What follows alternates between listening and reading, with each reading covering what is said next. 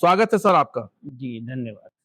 तो सर, बिल्कुल 27 का चुनाव बहुत नजदीक आ गया है और सबकी एक ही मंशा है कि समाजवादी पार्टी, हम शुरू करें सर 2012 और 17 से। समाजवादी पार्टी पूर्ण बहुमत में आई थी और आज 10 साल का समय हो गया है। जो छूटा है वो कितना सुधरा है समाजवादी पार्टी, वो बताइए सर। 2024 भी एक पड़ाव है। जी क्या था परिणाम 24 का? वो सेमीफाइनल था जी जी और उसने यह दिखा दिया कि 27 में उत्तर प्रदेश की राजनीति का क्या दृश्य होगा। तो हम लोग 27 को लेकर पूरी तरीके से, एक उर्दू का शब्द है मुतमईन जी हैं, और समाजवादी पक्ष उत्तर प्रदेश में बहुमत के साथ सरकार बनाने जा रही है। भारतीय जनता पार्टी ने सिर्फ और सिर्फ छला है, हर मोर्चे पर छला है। सांप्रदायिक शक्तियों द्वारा पोषित भारतीय जनता पार्टी और आरएसएस की हार तय है। इसकी झांकी तो आपने अभी लोकसभा चुनाव में ही देखा। जी वो तो हमारे दक्षिण के साथियों ने थोड़ा साथ नहीं दिया, वरना आज तो पूरी तरीके से मोदी जी की विदाई तो तय ही हो चुकी थी। सर, आपने कहा कि झूठ बहुत लंबे समय तक चलता नहीं है। आपके राष्ट्रीय अध्यक्ष जी ने जी जी पीडीए की परिभाषा समय समय पे बदल दी है। कुछ क्लिप्स हमारे पास है, कहिए तो मैं वो दिखाऊं? नहीं नहीं तो पहले पीडीए का मतलब होता था पीड़ित, दलित, हम्म, अल्पसंख्यक। अब उन्होंने अभी अभी तत्काल कहा कि पीडी में पंडित जो है वो पीडी है। पीडी का मतलब पंडित है। तो सर, समय समय पे ये झूठ जो आपके राष्ट्रीय अध्यक्ष जी बोल रहे हैं, ये कैसे फिर सर समाजवादियों को समझ में आएगा? ये सर कैसे कह दिया कि भाई अखिलेश झूठ बोल रहे हैं? सर, एक बार तो पीडीए को बोलते हैं कि पीड़ित, नहीं, दलित। नहीं, जी क्या पंडित पीड़ित नहीं है? दिल पे हाथ रखकर बोलिए। सर, पंडित अगर इस देश में बेरोजगारी है तो जी क्या पंडित का बच्चा बेरोजगार नहीं है? अगर इस देश में सांप्रदायिकता नग्न नर्तन कर रही है, जी कानून व्यवस्था ध्वस्त है, तो क्या पंडित और पंडित के परिवार के लोग उससे पीड़ित नहीं हैं? तो अखिलेश जी ने यही तो कहा, क्या गलत कह दिया? जब लोहिया ट्रस्ट का उद्घाटन हो रहा था, मैं लोहिया ट्रस्ट का सदस्य हूँ, सौभाग्य है मेरा, तो ये हुआ कि उसका विमोचन कौन करेगा? युवा की जो सबसे बड़ा समाजवादी चिंतक होगा वो करेगा। गवर्नर थे, वो भी समाजवादी थे उस समय, सत्यनारायण रेड्डी जी, और मुलायम सिंह जी मुख्यमंत्री थे, लेकिन दोनों मौजूद थे और फीता काटा था जिन पवित्र महान हाथों ने, वो मधुलिमय जी का था, जनेश्वर मिश्र जी, ब्रजभूषण तिवारी जी, माता प्रसाद पांडे जी, और हम सब फकीर इसी सिलसिले के हैं। तो अखिलेश जी ने क्या गलत कह दिया? अशफाक उल्लाह खान और पंडित राम प्रसाद बिस्मिल मिलकर हिंदुस्तान की आजादी की लड़ाई लड़ते हैं। यह उस विरासत में यकीन रखती है जिस विरासत के तहत कोई रसखान कृष्ण पर लिखता है। आप बताएं, कृष्ण का रसखान से बड़ा कोई भक्त हुआ है क्या? नहीं। फिर यह उस विरासत में यकीन रखती है, जीती है, रखती नहीं है, जीती है उस विरासत को, जिस विरासत के तहत कोई रहीम तलवार लेकर रामचरितमानस की रक्षा करते हैं। और ये मैं नहीं कह रहा हूँ, ये तुलसीदास जी ने कविताली में स्वयं लिखा है, यही गोरखपुर के गीता प्रेस से ही प्रकाशित है। उसका पृष्ठ संख्या 121 कि मांगे के खइबो मसीत में सोइबो, लेवे के एक न देवे के दो, तुलसी सरनाम गुलाम है राम को, जाको रुचे सो कहे कछ होई। ये है हमारा देश। आज संकट में यह विरासत है, संकट में हिंदू मुस्लिम की एकता है, संकट में हमारा सामाजिक सद्भाव है। समाजवादी पक्ष, समाजवादी पार्टी जिसकी एक महत्वपूर्ण अंग है, इसलिए भी चुनावी मैदान में है ताकि सांप्रदायिक शक्तियों को धूल चटाया जा सके। और ये बात और कह दूं साथी, जी बताइए। लड़े हैं हम, लड़ेंगे हम ही अंधेरों से, हमें है जिद यहाँ रोशनी फैलाने की।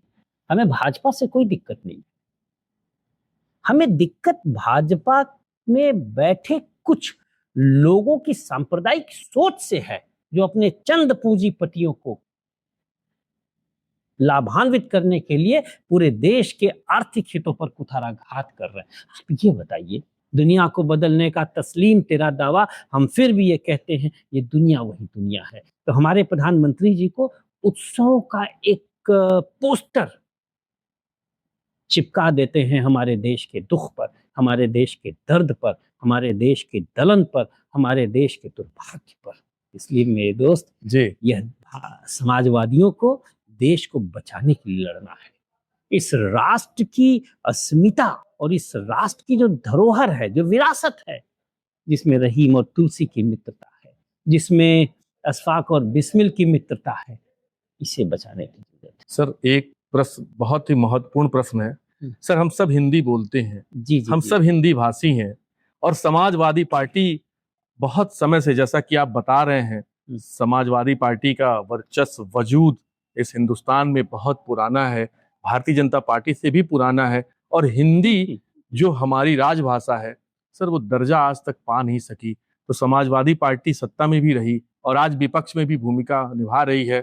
कितना इस पे काम किया जा रहा है सर? मतलब अपने ही देश में अगर हिंदी को सम्मान और दर्जा न मिले। समाजवादियों का तो लक्ष्य ही रहा है कि हमारे देश में देशज भाषा चले, और हिंदी का मतलब सिर्फ हिंदी नहीं है जी, हिंदी में निहित है तेलुगु भी, तमिल भी,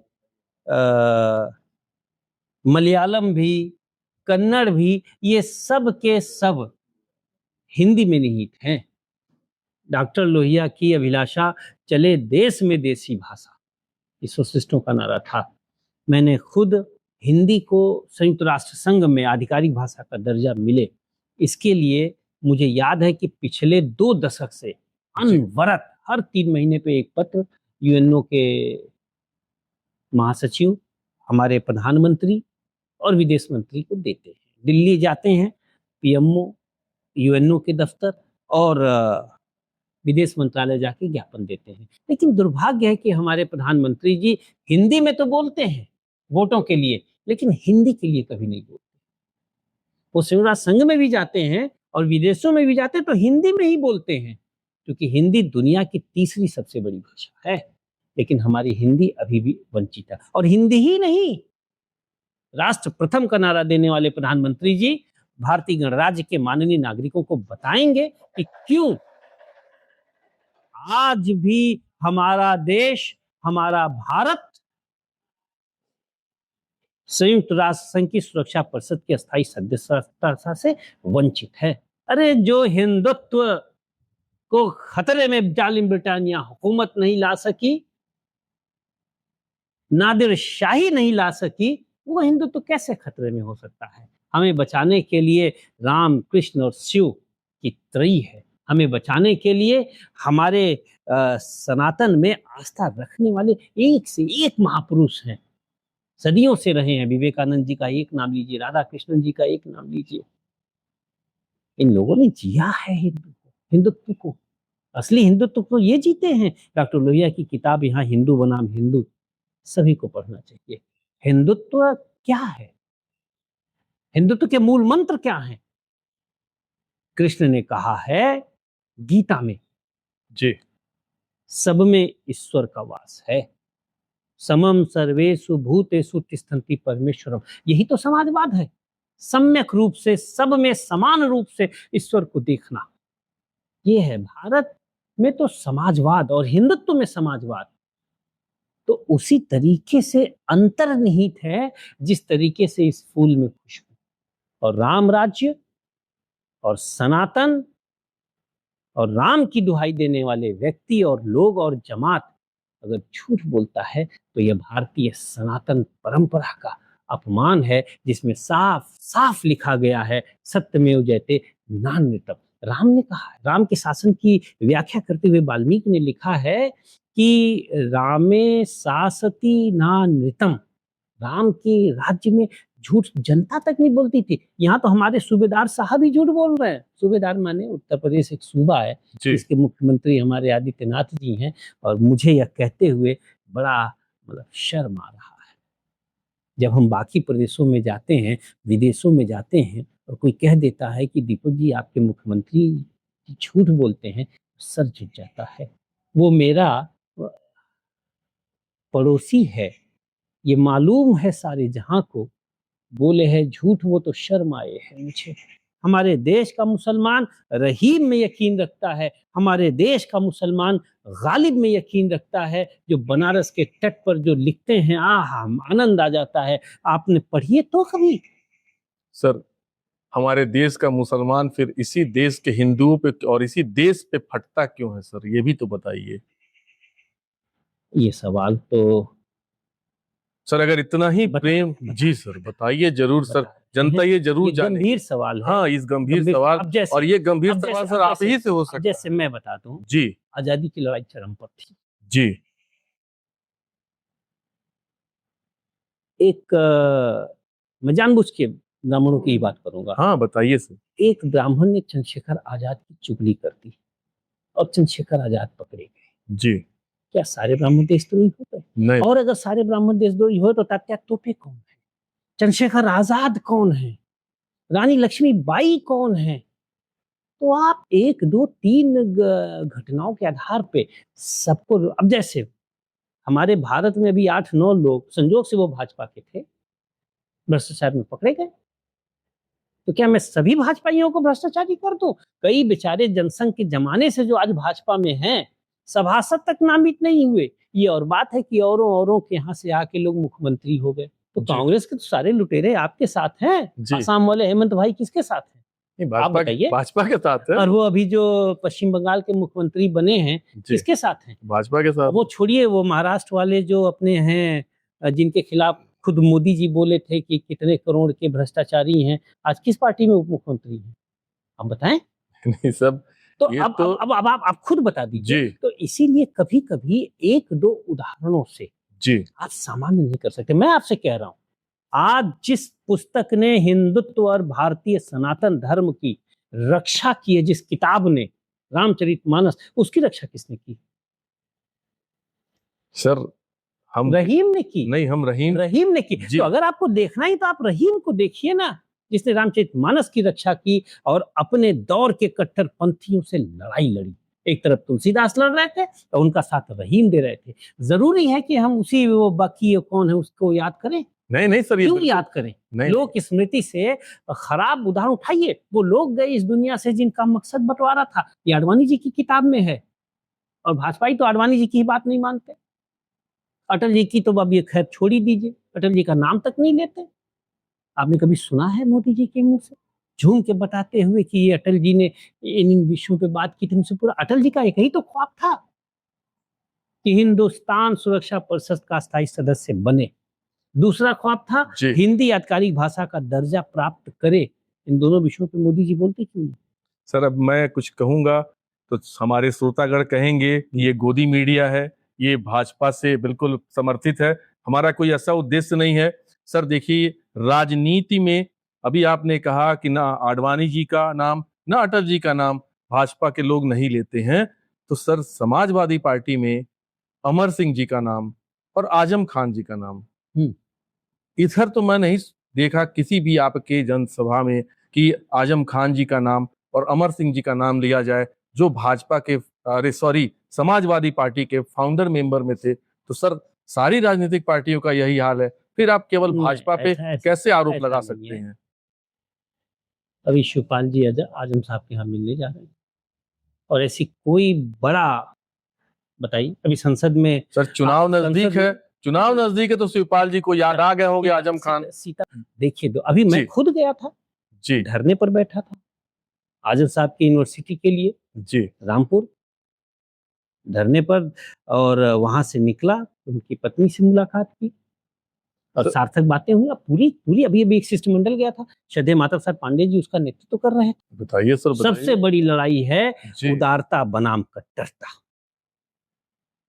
आज भी एक तरफ कट्टर लोग हैं जो अपने आप को ही इस धरती पर राजा के रूप में स्थापित कर रखना चाहते हैं, और दूसरी तरफ उदार लोग हैं जो संभाव से, सामाजिक सद्भावना के साथ समाजवादी तौर तरीके से इस धरती पर जीना चाहते हैं। भारत में सिर्फ एक राष्ट्रवाद चलेगा, वो है भारतीय राष्ट्रवाद। और जो लोग भी हिंदू राष्ट्रवाद, मुस्लिम राष्ट्रवाद की बात करते हैं, सिख राष्ट्रवाद की बात करते हैं, वे लोग, माफ कीजिएगा, हम तो गांधी और लोहिया और जेपी और नरसिम्हा राव की बात नहीं कर रहे हैं। हम तो भारतीय राष्ट्रवाद की बात कर रहे हैं। और भारतीय राष्ट्रवाद सुभाष चंद्र बोस को आदर्श मानने वाले लोग हैं, हमारे मुंह से नहीं निकलता कि किसी को देशद्रोही कहें, सही मायने में वही देशद्रोही है। चलिए सर, बहुत बढ़िया लगा आपसे बात करके और ये जान के कि आज के जो समाजवादी पार्टी के लोग हैं, आज भी समाजवाद उनके दिलों में, उनके जहन में जिंदा है और उसी समाजवाद की स्थापना के लिए समाजवादी पार्टी प्रयासरत है। चुनावी बिगुल बज चुका है, सारी पार्टियां अपने अपने तौर तरीकों को आजमाने की कोशिश कर रही है, जिससे कि जनता का ध्यान ज्यादा से ज्यादा उन तक जा सके, जनता उनकी बातों से प्रभावित होके उनके पक्ष में वोट कर सके। चुनाव जब आएगा, परिणाम उसके बाद आएगा, तो सारी स्थितियां क्लियर होंगी। तब तक आप जो सुन रहे थे, ये दीपक मिश्रा जी के अपने विचार थे, समाज के लिए एक संदेश था। बाकी ऐसी ही खबरों के लिए बने रहिए हमारे साथ। जो आशीर्वाद और प्यार हमारे चैनल के लिए आप लोग का मिला है, इसे हम उम्मीद करते हैं कि आगे भी निरंतर आप जारी रखेंगे। अपने कमेंट्स हमें जरूर देते रहिएगा। आज के लिए बस इतना ही। धन्यवाद। बहुत बहुत सर आपका धन्यवाद। धन्यवाद।